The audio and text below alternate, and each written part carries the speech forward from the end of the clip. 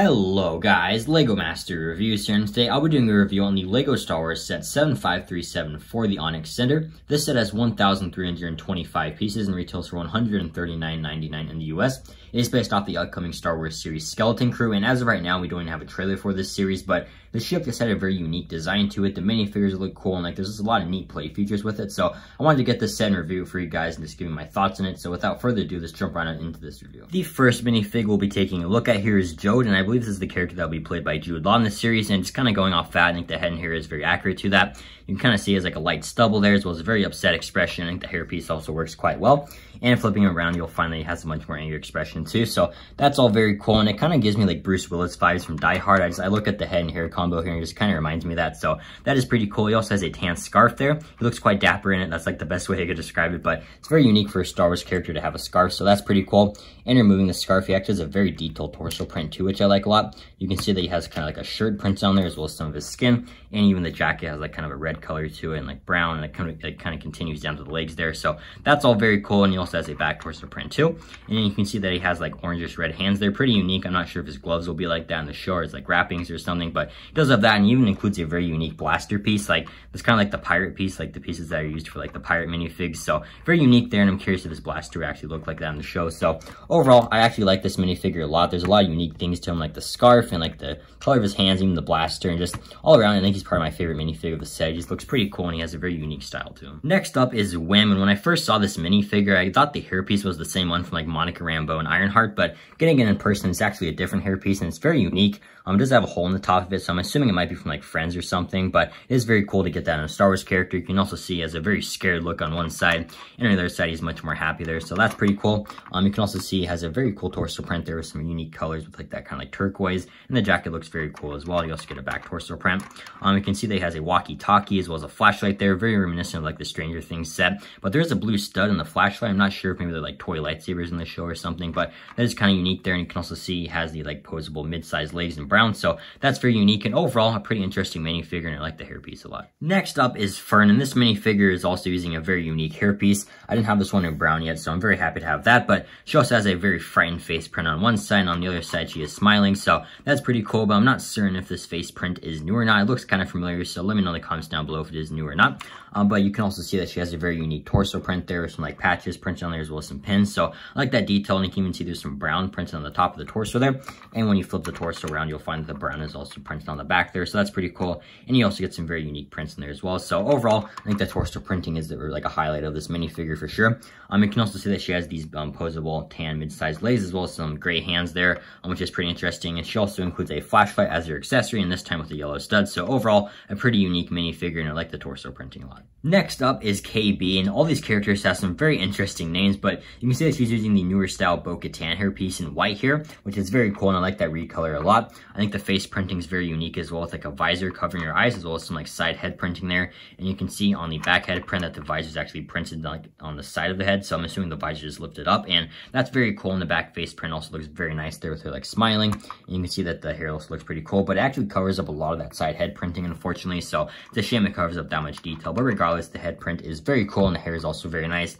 The torso printing is also very detailed. There's some like tools in her pocket, as well as a belt printed on the side, and you can also see there's a pouch. So overall, some very interesting front and back torso printing. I'm kind of assuming she's like in a mechanic uniform or something, but she also has some orangish yellow hands there, as well as some posable gray mid-sized legs and a flashlight there with a red stud. So overall, a super unique minifigure with a really awesome face print. The hairpiece being recolored there is also very nice. And last but certainly not least is Neil, and this is already just a super unique minifigure because of the head mold, which is brand new to the set, but he's also the same species as Max Rebo, which is very cool. And just all the detail on this head is so cool, with the little ears and his little nose, as well as all the wrinkles around his head.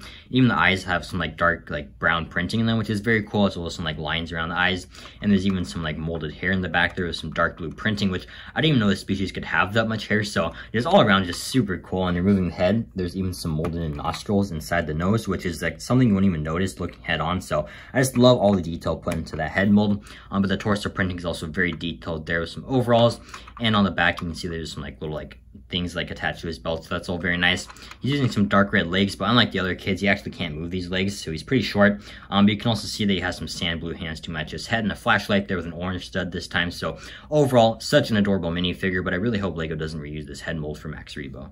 Overall, I think the minifigure selection here is very solid. You get all the main kids as well as Jode, who's set to be one of the main characters, but I do think that we could have gotten a villain, maybe. Like, I think one of the pirates from Mando Season 3 is set to be a villain. Like, there's also a droid in a lot of the promotional material. I think that could have been included here, too. In fact, I'm just going to do a little montage of all, like, the little snippets and, like, pictures you've gotten from Skeleton Crew so far. Cue the montage, baby.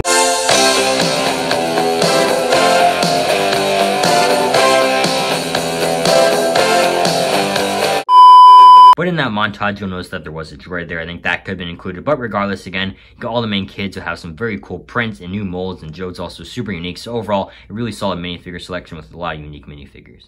Now moving on to the main build of the set, being the Onyx Cinder. Just right off the bat, you can see how much of a unique ship this is, with the cockpit on the side, and the engines, and all like the different stud shooters and such like random places, and like different turrets and stuff. Like, it's so unique, and I love the color scheme with like the white and the gray and the tan bricks. Like, all of this is so cool, and it's like kind of like the main reason I got this set, even though the show isn't out yet. Like even if the show is terrible, I think this is such a cool design for a ship. But we'll just start with the exterior here and the stickers. So you can see there's a sticker there, as well as a sticker right there. You also get one there, and then you also get these two on these white bricks here. And there's also stickers in each one of these engines here to kind of be the turbines. So, I mean, the only one I think that needed to be printed was the turbine, just because you only needed to print one, and then you could just put a bunch in the set. But regardless, the rest really aren't that bad. There's also a few stickers inside here, which we'll take a look at when we take a look at the whole interior. But I don't really mind the stickers that much. Obviously, the whites on like the white bricks don't really match up that well, and like this here doesn't match up perfectly, but it doesn't really drive me that crazy as much as it did in like the Dual and Prettiest set. But other than that, I mean, still, I think that looks very cool. You can also see a really cool design with all these like white stripes on the front here. And M&R Productions, shout out to the GOAT. I had a theory that like the show is called Skeleton Crew, and this kind of looks like a rib cage on a skeleton. So that is like a really strong theory, and you can also see it continues down to the side of the ship, which is so cool. I really love the whole look of that. And it's like another reason I love the ship so much, but you can see it also goes down here. So that is all very cool. And again, I really love, like, if this is a rib cage, I think that is so cool. And even if it's not, it's just a cool design in general. You also get this little front section here, and you can kind of see you get these like little pieces here, and I'm assuming they're supposed to be sensors, and this kind of looks like a claw or like a mouth. So I'm assuming this ship like mines rocks and stuff. That's why it's like a Skeleton Crew. Again, that's just a theory, and I'm gonna look so stupid when the show comes out, and that's completely wrong. But if that is, I think that's very cool, and like the little pieces here, and like they can kind of rotate too, which is all very nice. So I like that a lot. And again, this kind of move like back and forth, but for some reason they didn't put any detail on that side, but on this side they added like a little tile piece. So that's kind of weird. I don't know if that's something on the show or not, but that is something to know. I think that's kind of weird, but regardless, I think that's very cool. One thing I don't like though is the fact that a lot of these pieces are super loose. Like this one here can fall off so easily, and it's kind of hard to put back on sometimes. And this one here, if you like push down too hard, the whole thing will fall off, and that's very annoying. And like these pieces here are kind of loose, but they're attached by Technic, so they won't fall off as easily. And these ones down here too, and on this side as well, like they're pretty loose, but like they're not going to fall off because again they're stronger attached. And then these pieces here can fall off very easily if you hit them the wrong way. Like you can see, this one's already kind of loose, so that is also very annoying. So that is something I don't like. Like the durability on the front section is pretty frustrating, but the back section really isn't that bad. But you can see you get a few cool pieces here, and like this black piece has a lot of colors to it, as well as these really cool tan pieces right here all look very nice as well, and the exact same patterns on the other side. And then you can see the little back ramp here isn't very detailed. It doesn't have like cool patterns or anything, but it does open up, and we'll take a look at those when we take a look at the interior.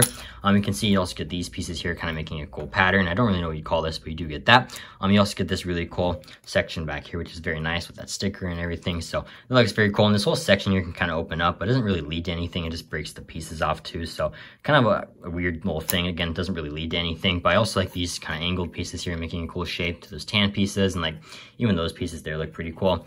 And then you also get the really nice looking landing gear here using like these barrel pieces and stuff, and it's very sturdy because there's a Technic rod through it. So that's all very nice, and you get that exact same landing gear on the other side as well. And then I also forgot to show you this ramp in the front here. You get that white piece there, kind of continuing the striping detail, and you get this little piece here so you can open it up. And you can't really put a minifigure through it. Like, it's kind of just there for a show. Like, you can't really do anything with it, but it is cool. And then the very bottom of the ship is just these two little plates here. So overall, the whole exterior of the ship is very cool, and I even like this little top section here, where it has like this really cool angled piece. It's super smooth, and like it makes room for like the cockpit there, which I also just really love. And like, this ship is just so unique, and that's really why I like it. And the exterior is just super awesome. But now move on to the play features.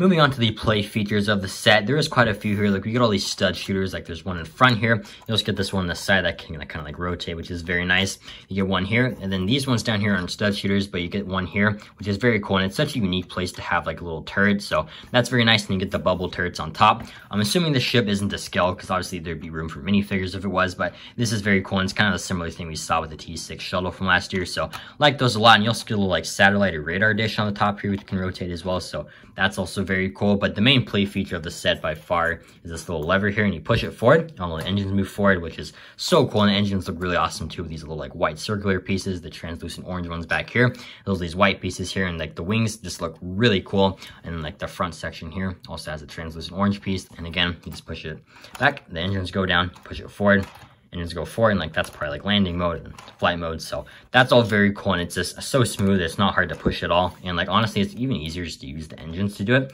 use the lever moving, so that's very cool. And like that's like the main play feature of the set for sure, and it's honestly one of my favorite play features on a set this year.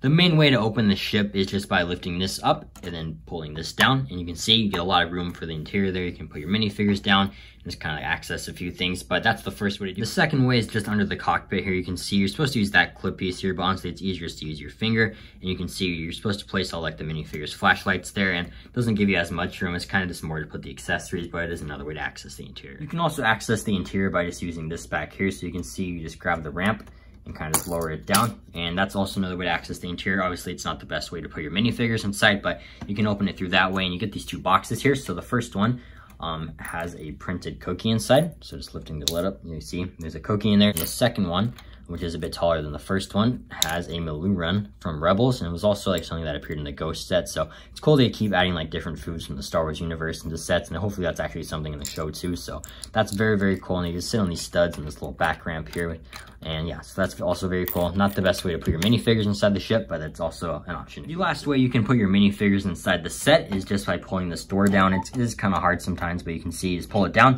and you can have the door open as well. Obviously not the most practical way to put your minifigures in, but it's an option. It is very hard to see inside the interior, so I put the flash on, but you can see that you get a little like pot there, as well as like I'm assuming a drink or something with some oil or seasoning. I don't really know. It's next to a cooking pan, so maybe. But you can see you also get a telescope there. I'm pretty sure it's supposed to be a telescope just because Jode's using it as a telescope on the box. You can also see you get room or like seats for 4 minifigures, as well as a table with a sticker on there.